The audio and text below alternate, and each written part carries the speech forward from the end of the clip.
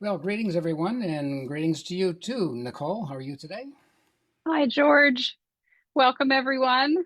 Donna's here from Memphis. Go ahead and tell us in the chat where you're joining us from if you would like. I'm from Chicago area, and George is in Massachusetts in the United States, but we often get to see each other at conferences. So it's been fun to get together from time to time. But here we are in our virtual space, excited to share some more music education tech stuff with you.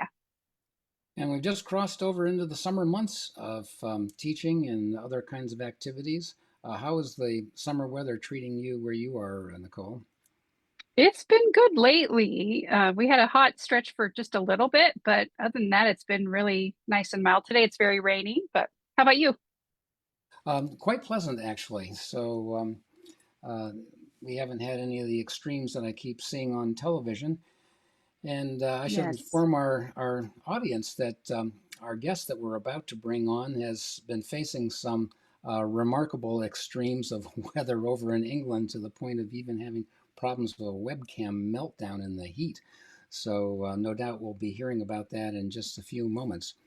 Um, so, it's kind of an interesting situation with our guest today.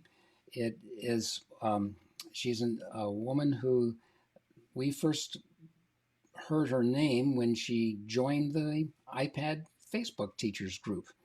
And it was a logical group to come to and maybe ask some questions about uh, app development on an iPad and how would you do MIDI on that? And does anybody have any suggestions? And I can't remember exactly the questions that were asked, but I was intrigued by that and offered a couple of thoughts based on my experience. And in any case, some months later, we heard from this person again and found out, well, she's created an app and it has something to do with music reading. So we've had quite a number of developers over the last 3 years come on to our webinars. Sometimes they've been actual piano teachers who've created apps. Sometimes they have been the spouse or the spice of piano teachers, and it's the spouse that's created the app. And in this case, we have someone who actually is not a piano teacher, but is an educator and got involved with working with their kids and working with herself and got inspired to create an app. So that's just kind of a generalized introduction. We're hoping that she will tell us much more about herself. And so I would like to introduce everybody. This is Rowena Seidler from London. Welcome, Hello. Rowena. Hi. Yeah, so we're in a heat wave right now, and I saw in the chat somebody else is also in Sussex in a heat wave. So I live in South London, and yeah, I trained to be a school teacher in 2004. I did the Teach First program, which English people might know. In America, the equivalent in America is called Teach for America, and it's basically where they take a fresh, young, energetic, ambitious graduate and give you a really intense summer program, and then throw you in the deep end, often in quite tough inner city schools, so that's where I started teaching in North London. And I've basically been involved with education ever since in different capacities, and more recently, home educating my own children. But I've always been a passionate piano player who actually struggled to read music, and I'll talk more about that when I do my presentation. Well, that's terrific. And, your discussion of the young, energetic teacher being thrown into the deep end in a tough inner city school, you kind of strike me as a still young and energetic teacher who's thrown herself into another tough situation. How did you get Yes. music? Yeah. Yeah, I mean, I was 21 there. It was when I started, it was pretty intense. I'm now 43, so I'm not quite as energetic, but I've still got a bit of energy. Thank Well, we're Okay. so glad to have you. Yes. And you. just a reminder for everyone, we've got some people on YouTube. And so if I'm not YouTube, I'm sorry, Facebook. So we're streaming into the Facebook group. If you comment on there, I'll be monitoring that and sharing your comments here. If you're on Zoom with us, then feel free to put your questions in the chat and we will sort through those as well. Brilliant. All right. So go ahead and take us away. Okay, so I'm going to just share my slideshow now. Okay, can you all see that? Yes, Yes. excellent. So I'm just going to give you a quick overview of what I'm going to be covering. And because I'm a teacher, I've got to put some objectives up. So by the end of this webinar, you will understand, hopefully, why it takes some students so long to learn to read and play notes using typical mnemonics like every good boy does fine, flashcards, and even to a lesser extent, sometimes a landmark notes approach. And I'm going to be talking about this personally with my own struggles and how reading by interval and memory champion technique solves the problems I came across, and then how you can use Noteology to teach your students like a memory champion. So I'm going to start by showing you a video that I recorded a few weeks back, and I've created a kind of time lapse just showing you what Noteology can do. So Noteology is divided into a 5-step system. This is just step 1, and I thought it'd be fun to show you. It's just about a 2-minute video. So play.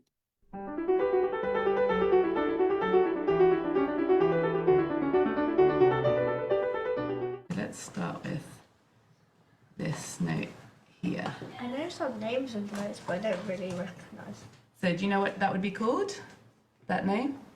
No? So that would be middle C, yeah, which is there. The following story will seem like a simple children's tale, but it's not. It's been designed using the same powerful memory tools used by memory champions. It usually takes months to learn to identify the 15 notes above. However, by the time you finish this story and today's games, you'll be able to do just that. You too will seem like a memory champion. Enjoy the story. So the camel and the tower. Once there was a winged camel who lived on a raft in the midst of a sparkling lake.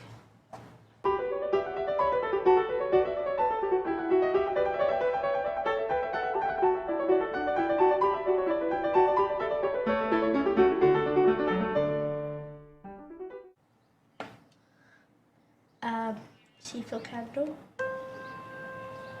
G for girl, E for elf, B for bluebird, C for candy queen, D for dragon, F for fire, A for ape,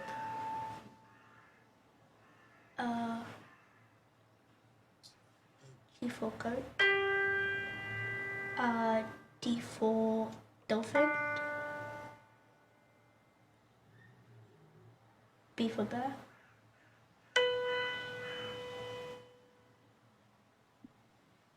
F for feather, C for camel,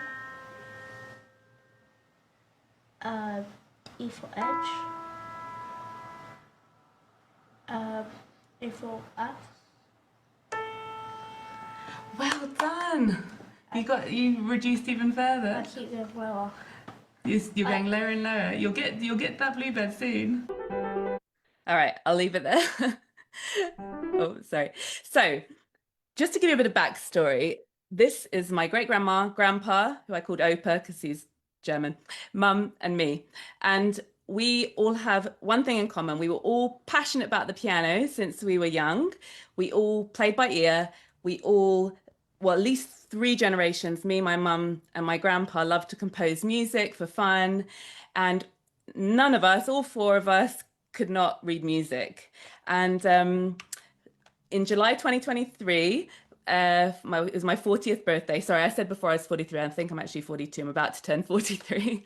And my mum said she would buy me a piano. I had a keyboard before, and this is me in the shop testing out my piano that I ended up buying with her help, this beautiful Welmar.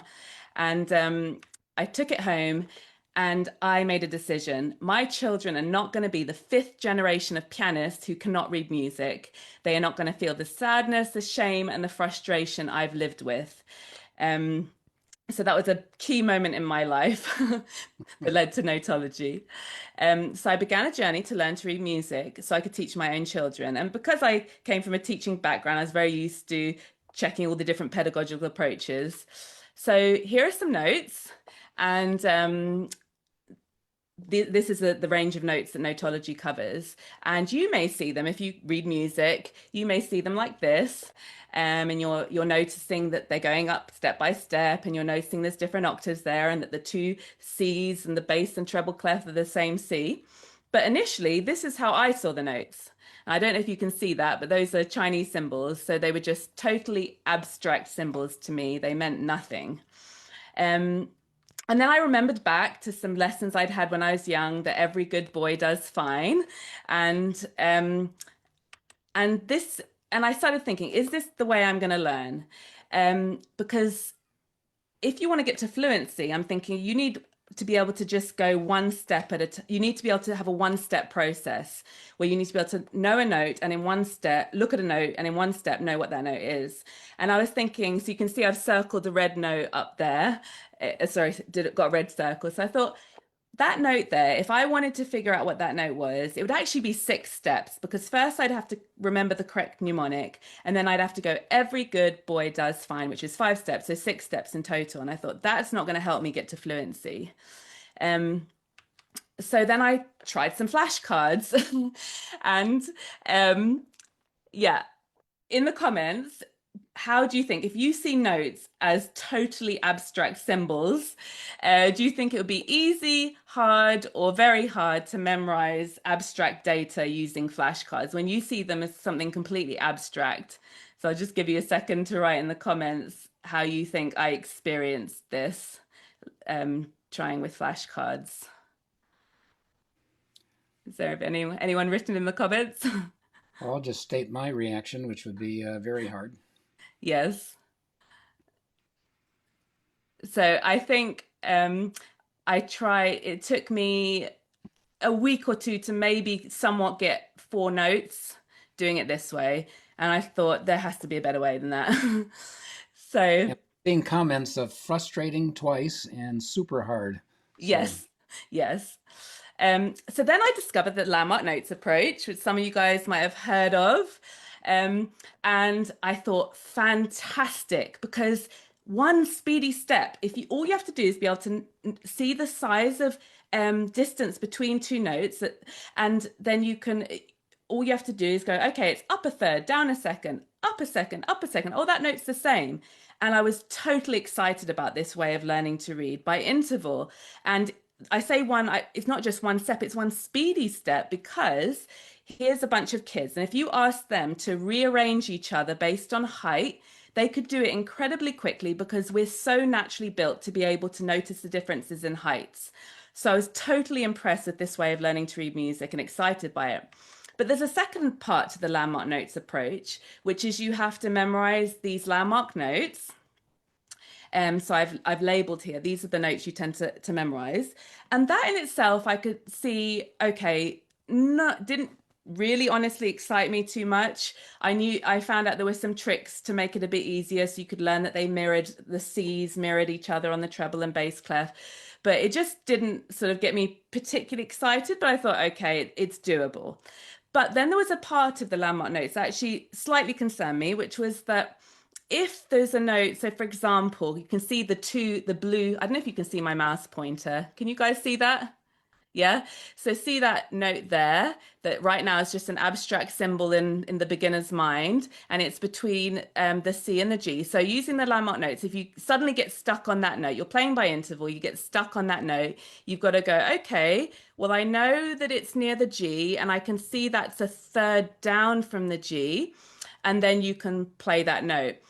So that's a 2-step process. And I thought, okay, I can imagine for some people that'd be absolutely fine. But for myself, I felt this could actually be a little bit of a challenge, having that additional step. And then I had an idea. So this is my school that I taught at, my very first school in North London, Greg City Academy. I've got very warm feelings about this school. And in the second year there, in 2005, the head teacher, or as you say, principal in America, brought in a team to spend the entire day with my exam students. And the team demoed all these different memory champion techniques. And I was totally blown away. And what I believed was possible, what our brains were capable of doing, I realized I didn't understand the half of it. So this is one of the techniques they taught us called the memory palace technique. The young man in the middle was 21 years old, memorized the number pi to 70,000 digits, and his name's Rajveer Meena. Now that actually happened recently. So when I went to this seminar, he was well, he's hardly even born at that point. But yeah, but they showed us this memory palace technique, and I'm just going to very quickly explain how it works. So I want you to imagine your front door. You're standing in front of your front door and you open your front door, and there is a giant helium balloon in the door, and it's a giant zero. And you have to squeeze in the middle of this zero. And then you look to your right, and there's a mirror on your right. And you look in the mirror and you see the most beautiful version of yourself you've ever seen. And you look, oh my gosh, you look perfect. And then your reflection disappears and you see a number 7 there, because 7's the number of perfection. And then you look down on the ground and realize your feet are muddy and you need to wipe them on the mat. And the mat has lots of 6s on it, and you don't actually really like the number 6. And you happily wipe your feet, wipe your shoes on this mat to get rid of the mud. And in that way, you've just memorized 0, 7, 6. And our brains are so good at visual locations and imaginary locations in our mind, you can actually keep that process going and end up memorizing thousands upon thousands of digits. And what's really cool about that technique is it creates a kind of map in your mind, so you can move at will to different places in that location. You don't have to go in a particular order. You can just relocate to different places. And I thought, well, this could be perfect for teaching the notes. So I'm just going to ask a question in the comments. Can you think of all the things we find easiest to remember? So you can just put a single word of something we find really easy to remember.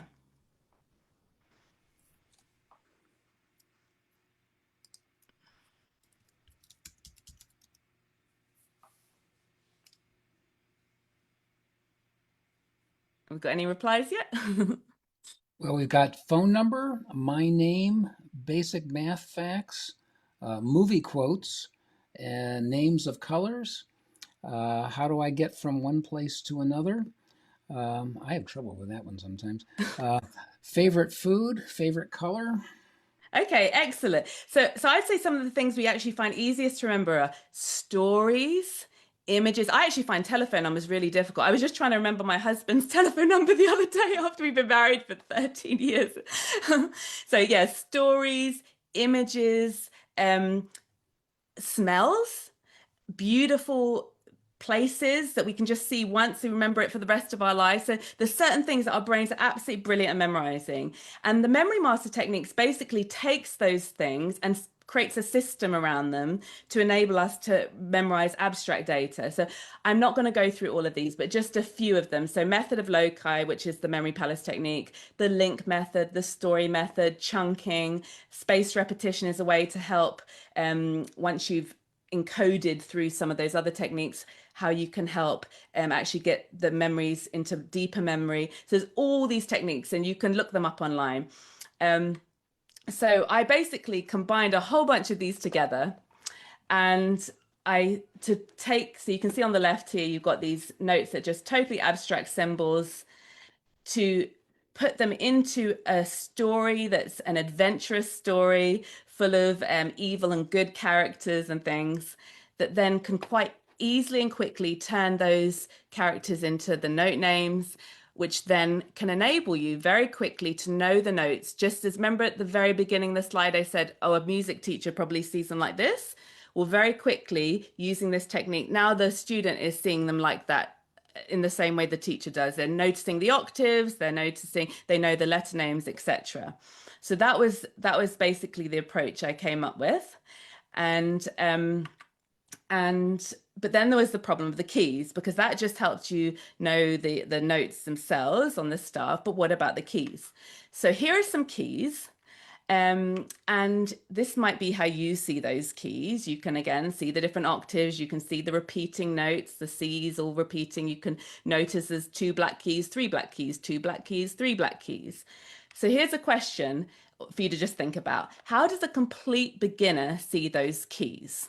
You can just think about it. You don't need to put something in the comments. Or actually, why not? Why not? Put it in the comments.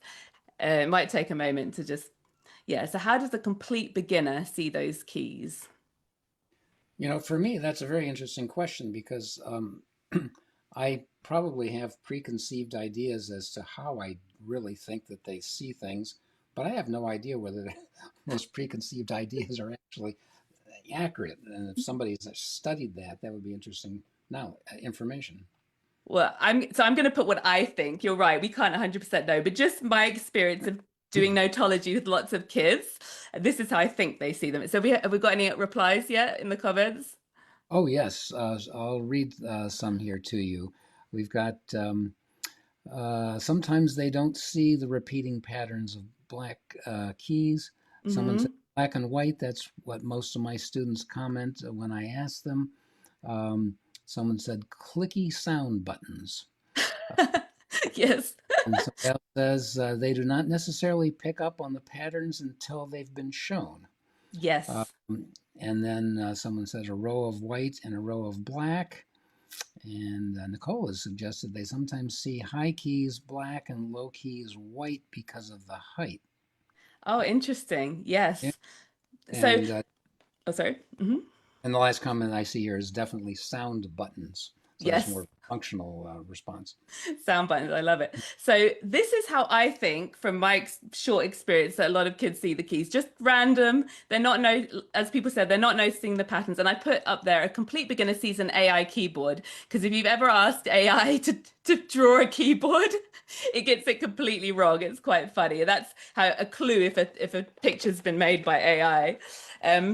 So my approach with the keys was to create these cottages and fortresses. So a cottage, the first note of a cottage is C, because cottage begins with C. And then a cottage has a corner, the C key, a door, the D key, and the end of the cottage, the E key. And then the fortress, F for fortress, begins with the note F, and it has a front, a gate, an archway, and a back. And you'll notice how they're colored. So in the original story, for example, the Camel Queen lives up in the sky on the second cloud up, on the second ledger line up, and she now lives in the sky cottage.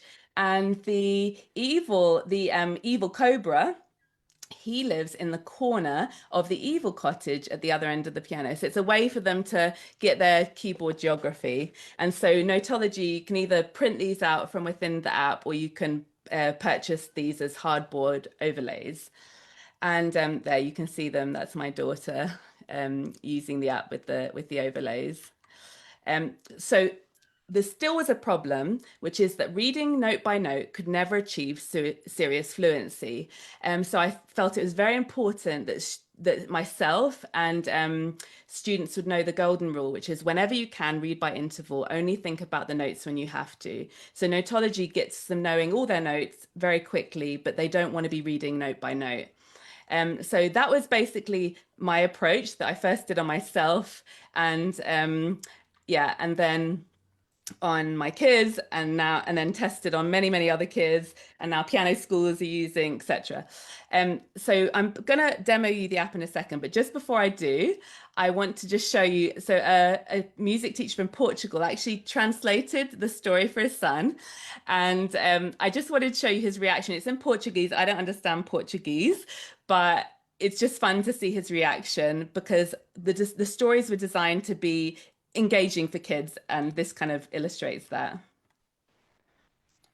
Disse no. O que é no? No!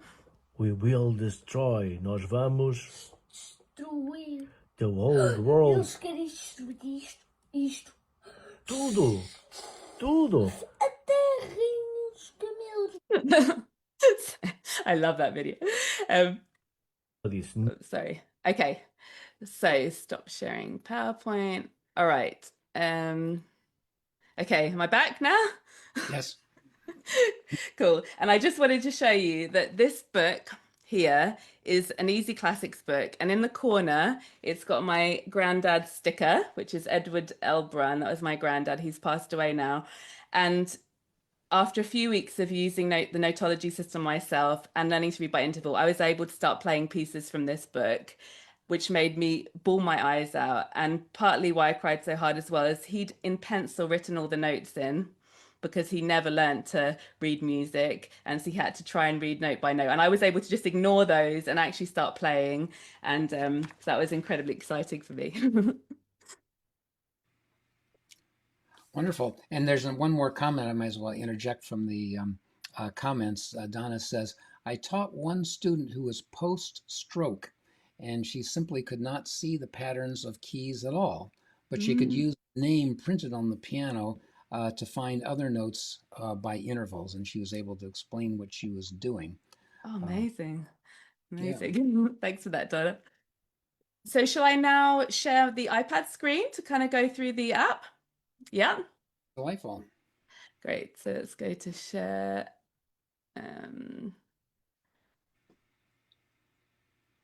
Okay. Can you all see that? Yes. Yes. Okay. Now, for those, I think there's some people on who've actually purchased the app, who might notice there's been a little change recently. So I've had some feedback from one or two teachers that said they didn't like it as a day system. So you say day 1, day 2, day 3, day 4, day 5. They preferred it to be step 1, step 2, etc. And that I would just put the time it takes for each one, because we initially tested Noteology. I tested on a lot of home educating parents, and home educators love a boot camp. So I designed it as a kind of 5-day boot camp where kids wouldn't know a single note on Monday, and by Friday they're reading and playing 29 notes, which is very exciting. But I found piano teachers, other than a piano camp, tend to want to do it in little chunks over maybe 10 minutes per lesson. And it works that way too. So just if you've noticed, it looks a bit different. So step 1 is the treble note system. And just so you know, step 1's completely free. So everything you saw in that video with the boy, where he at the very beginning, if you missed it, he basically got to the point he was identifying 15 notes. All of that's free, and you can send that home with your students for homework. So it starts with the story, which is the camel and the tower story. And I'm not going to read the whole story or any of this. I'll just do the very, very beginning so you can see. So introduces the reason it starts with an introduction to the fact these are memory techniques, because a real heart of mine was that this would work for teenagers and adults and not just children. And I didn't want them to just think this is babyish, this is a story. I wanted them to know actually we're using lots of memory techniques here. And I've been really excited to hear from a number of piano teachers that they're using it with their teenagers and adult students, and they're not finding it too babyish, which was very exciting to me. So we begin with the story, The Camel and the Towel. Once there was a winged camel who lived on a raft in the middle of a sparkling lake. Click where the camel rests on his raft in the middle of the lake, and then the students can do this themselves. Oh, did I share the sound just then? Yes. Oh, it is showing. Okay, excellent. And the story continues. So by the end of this story, it takes about 7 minutes to read. They have been introduced to all these characters, and you may notice that they are hand drawn. That took 300 hours to do. But so in our family, we really love hand-drawn illustrations, and we've got so many books in our house, and we wanted to create something I wanted to create something that felt really special, like reading a book with your children. And I felt that hand-drawn illustrations would help that happen. So that's why they're all hand-drawn. And the story combines many memory master techniques. So it combines the memory champion techniques, the kind of classic ones you'd find in a book. But I also researched and I looked into cultures that have a tradition of passing down stories orally, and I found the techniques they use as well. So this is like many techniques combined.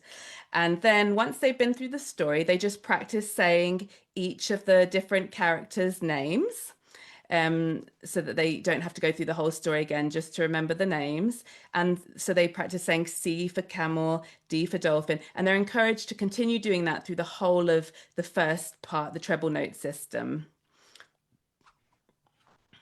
And then they start playing some games just to remember those names.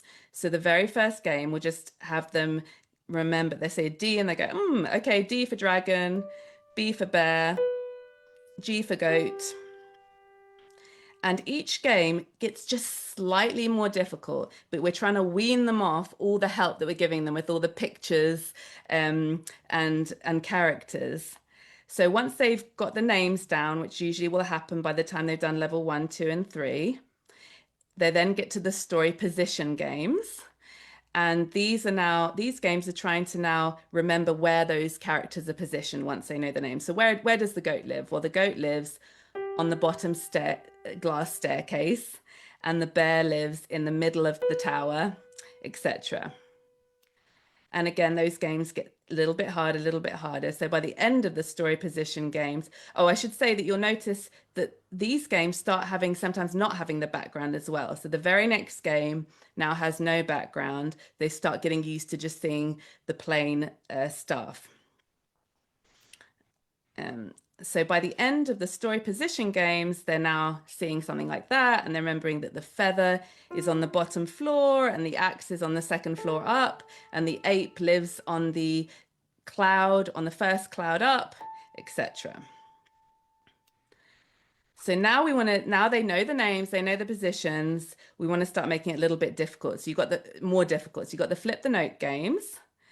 And with the flip the note games, they can study them for as long as they want. And then they press this button and they flip over. And now they've just got to remember, okay, D, what's the D for? D is for dragon, and G is for goat, and B is for bear.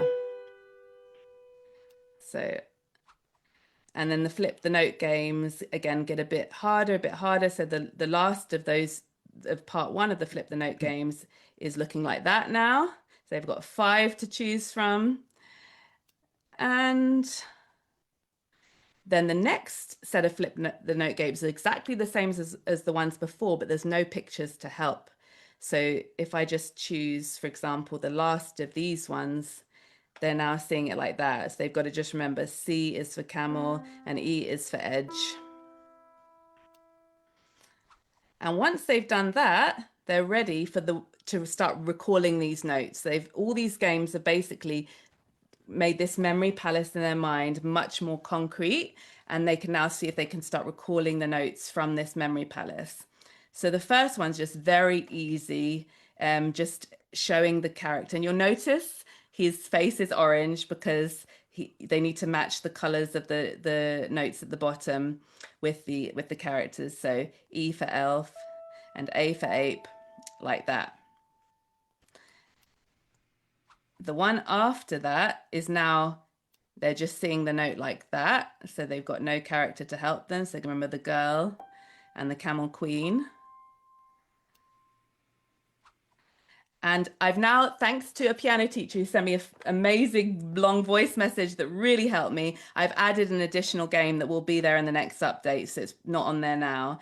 But this is to help them because so far all the notes have been staggered. So on the left, you've got everything that's on the lines. And on the right, you've got everything that's in the spaces. But now they need to start seeing them all on top of each other. So this game, and a lot of kids were struggling with that transition. So this game is designed so that they can stop worrying if it's on the left or right. So I'll just, the notes will now all live in one straight line on top of each other. You will now practice to get used to this. For this game, don't worry if you make mistakes. Tap the elf who is sitting on the top floor. Tap the candle that is burning on the 3rd floor, like that. And and then after that, they're ready. So all of this takes somewhere between an hour to an hour and a half, and they're ready to actually do that last game you saw the boy on the beginning video do, where they're now just going like that. So that is step 1. I'll just pause for a second. That's a lot. Is that too much information? Are there any questions at that point? I don't feel like it's too much information, but it's just, I really like how it's all sequenced and easy to just go to the next thing. Oh, brilliant. Yeah, I guess partly because I home educate and I'm just so used to buying lots of curriculum that I sometimes end up not using, which is very sad because it just ends up overwhelming me. I wanted to make it just so easy for teachers. They wouldn't have to do any prep beforehand. They could just open it up and got all the information there, no teacher guide or anything needed. So, yeah. So I have a question. Um, Yes. at what point does the bass staff come into play, and does it involve a different story, or how is that integrated? Yes. So basically, so you've got the treble note system that's just learning to identify the notes. Then you've got the treble key system, which I'm about to show you, which gets them playing them on the piano. And then you've got the bass note system with a new story. So I'll just go through the treble key system now. Is that okay? Sure. Yep. Okay. So the treble key system starts introducing them to the cottages and the fortresses. So these overlays, they can either the teacher can print out from a PDF in the app. So this bit is now behind the paywall. So this is the paid bit, or they can purchase them on Amazon, the overlays. And then yeah, so they get introduced to these cottages. And I wanted to try some different, because I'd already used so many memory techniques in the first part. I was like, how am I going to do something a bit different? So the first story, the student is the observer to the story. In this one, I thought it'd be fun for the student to step in the story. So it's a bit quirky, but the keys become the kind of come alive, and they actually climb into the keys and meet the characters from the original story. So that's how this works. So they get, I think I've already explained it to you guys, but they learn that the C is for corner, D for door, E for edge. So I'll just give you a little example. So you open the door of this cottage. You're surprised to find the cottage floor is flooded with lake water. The walls have disappeared, and you can feel the warm wind that rustles the reeds at the lake's edge. For this reason, you name this cottage the Lake Cottage. In the Lake Cottage rests everything from the surface of the lake in our story. To your left, you see the camel on his little raft floating in the corner. The dolphin splashes right in front of you behind the door. To your right, you see that the edge of the lake is at the end of the cottage. All is peaceful and warm in the lake cottage. You step out of the door of the lake cottage and close it behind you. You look to the right of the lake cottage and walk up along until you find the next cottage up your piano. And at this point, they've got the cards or the overlays, and they're placing them on the piano. And these overlays are flippable. So on one side, they look like this, and on the other side, they look like that. So they flip them over, and they end up at the end of, so they just end up first learning the cottages, and then they just practice playing them. So this is the first game that actually starts listening to the keyboard. So it can listen by MIDI, or it can listen by mic. And with the MIDI, it can connect via Bluetooth, or it can connect via wire. And that's when I was writing to George. It was about that a few months back, getting that working.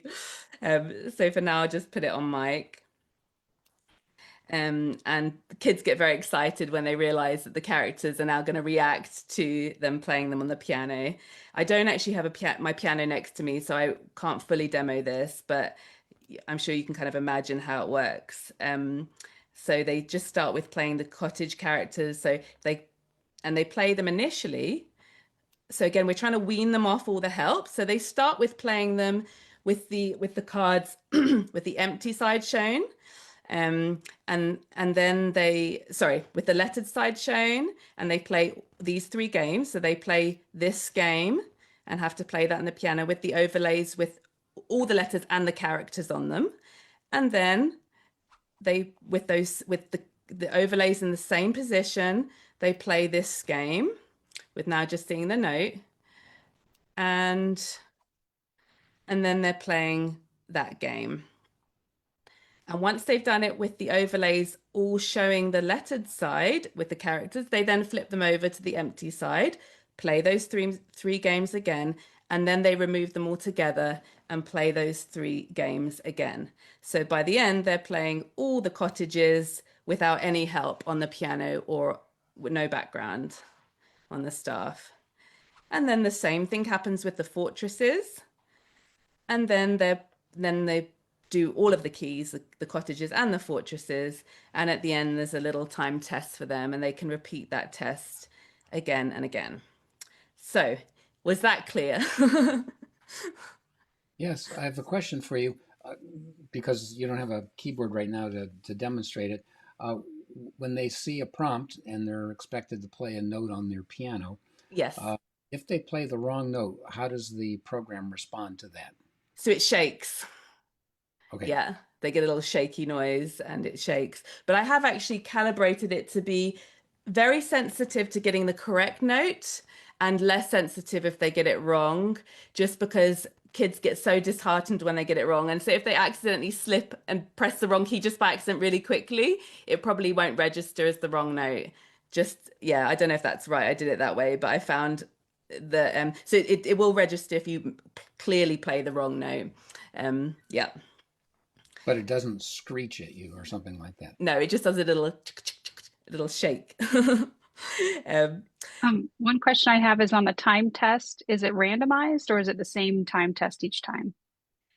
you mean are the notes showing Are the notes randomized or are they the same order every time you take the Oh, test? randomized. All the games they're Okay. randomized. Yeah, Okay. all of them. The only ones they're not randomized are the sort of narrative ones. And you see the The little, stories, yeah. yeah, you see the little book there. I always encourage any of them with the book to be read to the student, even the teenage student, because we found from testing that even the teenagers will go not read it properly.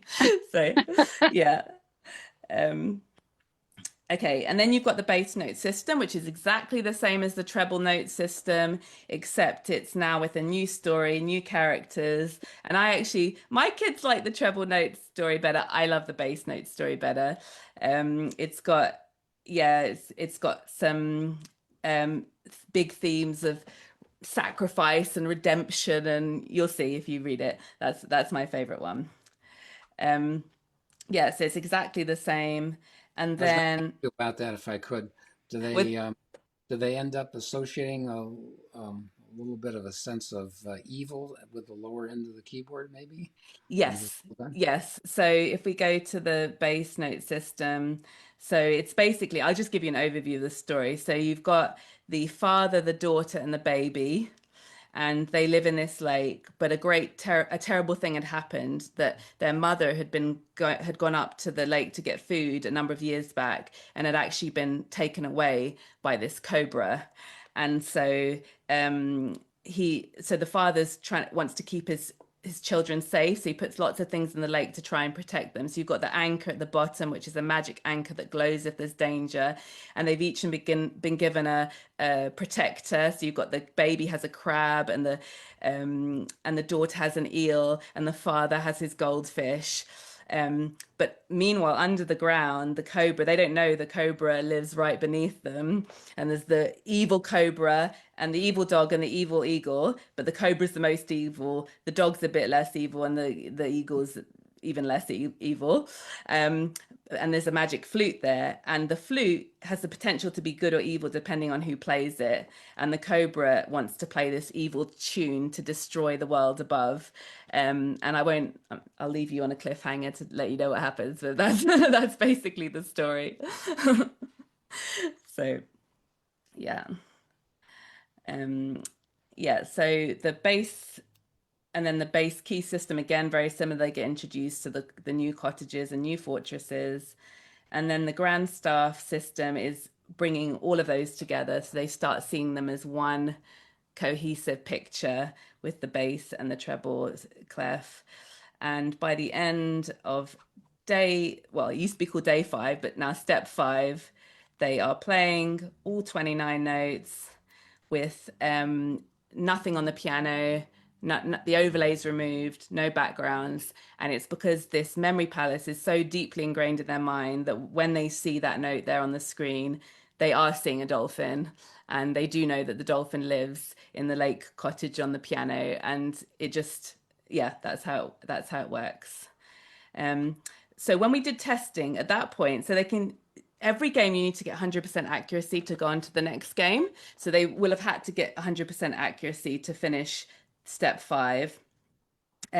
But then in our testing, we found that if they then had a break, it wasn't enough for those notes to stay deeply in their mind. So after they finished that, I realized I needed something else to help them move from more mid-term memory to long-term memory. And that's the 5-minute warm-up. So they just do this 5-minute warm-up. So it uses a technique called spaced repetition, where you do something very frequently initially, and then slightly bigger gaps and then even bigger gaps. It's a classic technique used for revision. So they do the warm up, just the 5 minute warm up, 6 days a week for the first week, 4 days a week for the second week, 3 days a week for the third week.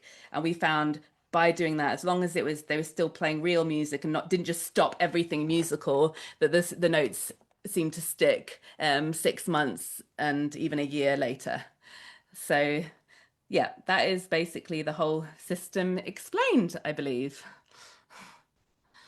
That's amazing. I have a couple questions. So screen size, it looks like by the time you get to the grand staff, you probably want to be on a bigger screen. It Is does that, work. or Yeah, I mean, it works okay. on a phone. It definitely still works on the phone, but Okay. it's nicer on an iPad. But yeah, for Okay. people who only have a phone, it will still work. Yeah. And do I Yeah. recall And is correct? this iPad only, or is it also Android or It's web-based? it's Android as well. It's not web-based. It's just Okay. iOS and Android. Yeah. Okay. Thank you. Oh, shall I exit? I can stop the share now. There Okay. you George, you go. started to ask something. Yeah, basically the question you ended up asking about Okay. Good. the multiple platforms. Yeah. Good. So where did you get your computer background? Oh, so Or I did a degree in computer science. That was my degree at university, and it was actually, I'm slightly ashamed to say what it was because of the bad connotation that it was actually computer science and AI. And AI was actually around back in 2004. Yeah, so that was my degree. But then because of this Teach First program I did, I ended up never programming after I didn't program again after university until I had the idea for this app. So I had a 20-year gap in programming. well, you must have had some good mnemonics from your undergraduate education. Yes. Um, so somebody named AA has comment or asked the question, can I use this on my computer? No, so it doesn't currently work on computer. It just works on physical devices, yeah, tablets and phones. But it can. So what some teachers have been doing is they are able to connect their iPad up to a screen in their classroom, and then they can show it on the big screen that way. Mhm. And that would work too if you're teaching online. You can share your screen onto your Yes. Well, computer. you, Yeah. Uh-huh. Yes, and that's what so one of the teachers who's using it with her online students, I just wanted to check how she's using it, but she actually gets them to download the app on their device, Mhm. and then they do the share screen so that she can watch them actually playing it and interacting with it and seeing their progress. Yeah. Awesome. So that was another question I had is, are there profiles? Like, could the teacher have different student accounts on the same device, or is it per device?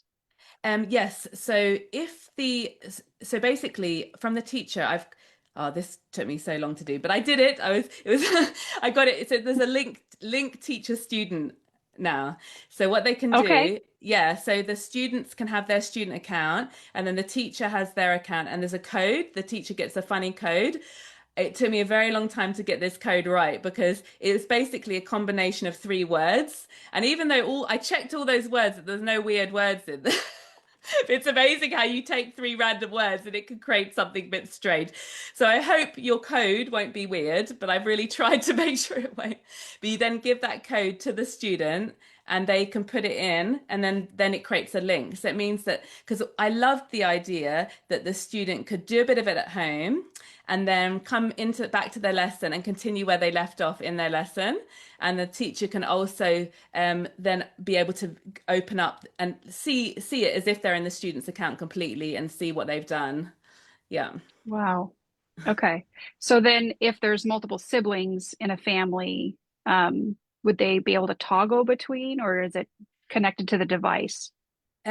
So they can so yeah, if there's multiple students in one family, they just need to create different logins for each student. So Okay. it's all based on email. So it's slightly annoying, but they'd have to probably put in like a different email for each kid. Okay. And then they could create a login and then they can link it up with the teacher account. But there's no way Okay. currently for the parent to just toggle between the students. They'd have to log in, log out for each student. Okay. Okay. Yeah.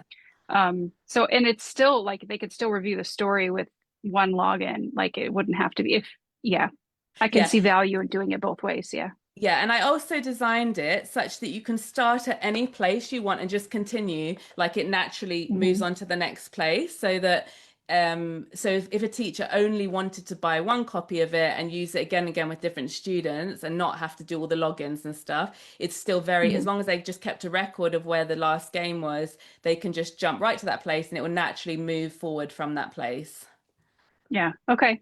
Okay. That's great. So Jennifer Fox on our Facebook group says, my students had the opportunity to use Noteology before our summer break and they really enjoyed it. Oh, So wonderful, Jennifer. good feedback. Yeah. Thank you. Um, let's see. Oh, did you have other things you want to share? We've got about 10 minutes left. So I'm I open think you for had talked questions. about, Oh, sorry, yeah, yeah, go on. yeah, I think you had talked about a code that you wanted to share or Yeah, yes. So yeah. um anybody who would want to purchase the app who's not already purchased it, if the first 20 people who purchase it after the webinar within 48 hours, so there's going to be a cutoff, I will Uh, send a free, as long as you're in the US or UK, because we've only got easy shipping to US and UK, mainland US, sorry. But there's the pack of overlays. So if you purchase, uh-huh. oh, can you see there? You'll get a free pack Yes. of overlays sent. So you just will need to purchase it and then email me and I'll tell you what to do next. So hello@noteology.app. And if you Okay. are not in those places or you're not yet sure if you want to purchase Noteology, just write to me and I will unlock the whole app for you. Like I said, one part of it's free anyway, the Hmm. day the step one of the system, but I will unlock the whole app for you and you can have it for a month. So Okay. if you write to me, yeah. And just so you Okay. know, cost wise, if you do choose to purchase it, it's in the US it's $10 per year. So Okay. I tried to price it at about the cost of a pizza. I felt would not be too expensive. That's just for Well, yeah. the app, but the overlays are about, I think it's $6 something, but you'll get them free Hmm. anyway if you're one of the first to Yeah. purchase. But that's definitely reasonable for families to, because that's often what I struggle with these monthly subscriptions is, we're investing a lot, and then they only use it a couple months out of the year. So That was the yeah. thing. I wanted to price it such that students, that you'd feel fine to ask students to purchase it at home, and it'd be sort of in the range of a normal piano Hmm. method book. So that's kind of what I Hmm. decided in the end. Yeah. Yeah. Yeah. I did put in the chat for the records the email that you had mentioned. So I hope I spelled it right. It's hello@noteology.app. Yes. Is that, And yeah, yeah, Noteology. yeah, Right. Noteology. Yes, yeah. Yeah. Okay. Don't forget that E, because Great. sometimes people do notology instead of notology. Yeah. I think I just saw something Yes. pop up. Was it from Donna? Yes. Yes. Yes. She says, I'm using it with several students this summer and they have really been enjoying it. One little girl has struggled with both notes and piano keys and it's really clicking for her. Christina before her said, I've recently started using Noteology with two teenage students this summer and they've both been loving it and been learning the notes efficiently. I'm so impressed with it, excited to continue using it. Oh, that's Uh, wonderful. Yes. And Cheryl says, thank you, Rowena, for your creativity and trying to solve a big problem of note reading for students. I am working through your app and will try it out with students. I can see it could really help some students who struggle with lines and spaces. Particularly, I'm excited to try it with one of my teenagers who has dyslexia. And anytime we take a break, like let's say a month, even a month off, it's like we have to go all the way back to the beginning. Yes. She's just really struggling with retaining information, because like all the notes just look the same to her. It's like her Yes. brain just has jumbled it all up. So Yes. yeah, I'm Well, and excited. I'll share an encouraging story. So, a friend of mine, she was one of the first testers who tested it as a kind of 5-day system. And she did it. So, she has dyslexia. She's 50 years old, but she did it with her Mm. son. And she just watched him using the app. She didn't actually use it herself. And when she got to the end, she found out she'd actually learnt the notes. And she, Wow. yeah, so I don't know if that's, and then she ended up doing the warm up and everything, so that helped reinforce it. Uh-huh. But I haven't tested it on lots of dyslexic kids. There've been a few, But I do know that these techniques are known to be good for dyslexic students because a friend of mine went on a course for her son who's dyslexic, and they covered a lot of these same memory champion techniques in the course. Hmm. So I'm hoping Yeah. it's going to work well for dyslexic students. Maybe not as fast as for other Yeah. students, but hopefully. Yeah. And I'm glad that you included a little bit of the pedagogy behind it, like so that you can tell adults and teenagers, like what we're doing here is not just wasting time telling a story. Like we are giving you tools and strategies to work with your brain to remember things. Exactly. Yeah. And because I was a trained secondary school teacher, so I really had it in my mind that it would work for them. And actually some of the design of the menus and stuff, I got the idea from skater brands and even my Oh yeah. logo. Yeah, and I was like showing some of the kids in my church the different designs, like, would you find this cool enough? And so it's sort of been, yeah, I've definitely tried to keep the teenagers in mind. Yeah. Well, great. So how long has this app been out? So it's been out about 5 weeks now, but I've been testing it for about a year and a half. So I think the teacher in me and the perfectionist just wanted it to be tested very thoroughly before it got released. Um, yeah, so Well, an interesting follow-up a few years down the line will be when the student is playing something by Beethoven. Will that student still be thinking of the gate every time they read Treble G? I hope not.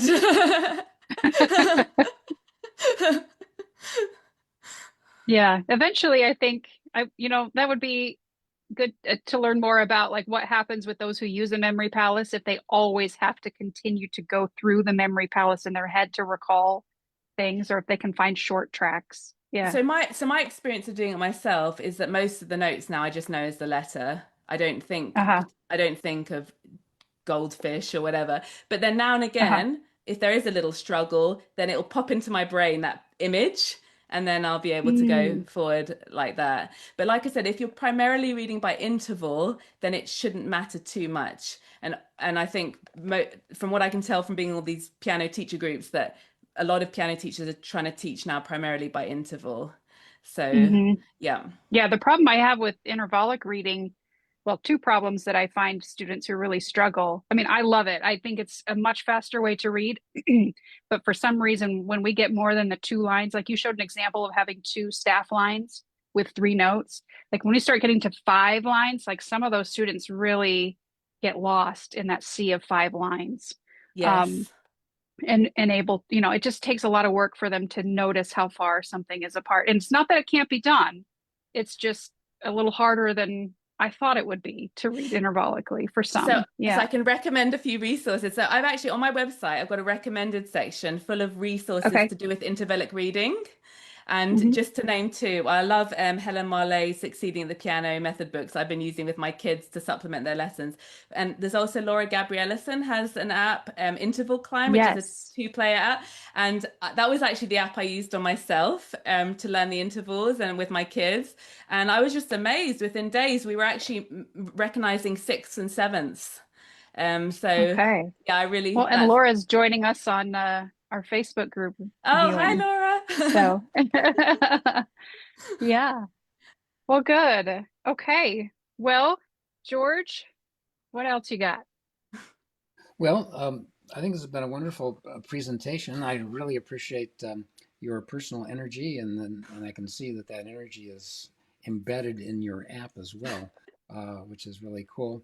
And I'll just share that when I first met you in person last week over the computer screen, something you said resonated with me, which was with respect to the intervallic reading from landmarks that presumably with your system, I haven't tried it out yet, um, that every line in space ultimately becomes a landmark. Exactly. Yeah, and that's when I was researching the landmark notes approach, that's what one of the teachers said. They said in the end, every note becomes a landmark. And I was like, well, if I can use memory champion techniques to turn every note into landmark within, 5 days or 5 hours or whatever, why not? Because I think it would probably take 5 hours for me to just learn those nine landmarks. Just in a normal Yeah. way with the flashcards. So if you can learn 29 in the same time, why not? And learning 29 landmarks is a different concept, really, than learning Mhm. 29 notes, which is, Yes. what is that note? Where is it? This note, where is it? Exactly. So if they're using them as landmarks but not relying on them and primarily reading in it intervallically, then that's where I see the power in it, and that's what really helped me and my kids and gets me excited. Yeah. Well, I think we Great. made a comment here that's a nice finish to this webinar from Jenny. She says, brilliant. Well done, Rowena. Thank you so much. And I love when so I've been one of the wonderful things that's happened is I've had so many teachers write to me, send me videos, send me pictures. And so please stay in contact, all of you, if I've not met you already. I love hearing your stories and how your students are getting on. And I like very Okay, much. and just to make sure we give you a shout out to get in contact with you, the hello@noteology.app is the email, and then the website is just noteology.app. Is that right? Yes, yes. Okay, I'll put that in the chat for our records. And then I think you're on a lot of the socials, so we can share our videos with you there. Brilliant. Yes, I've got a Facebook Okay, profile now, a Noteology Facebook profile. okay, great. Well, thank you so much for joining us. I hope it cools down soon Yes. in London. Yeah. Okay. And until next time, we will be waiting to see who we get to meet with next. That's Thanks, right. everyone. Thank you so much, George and Nicole. I've really appreciated You're you putting welcome. on this webinar. And We'll thanks see you everyone for again. Thank joining. you. Yes. All Bye right. bye. See you. Bye.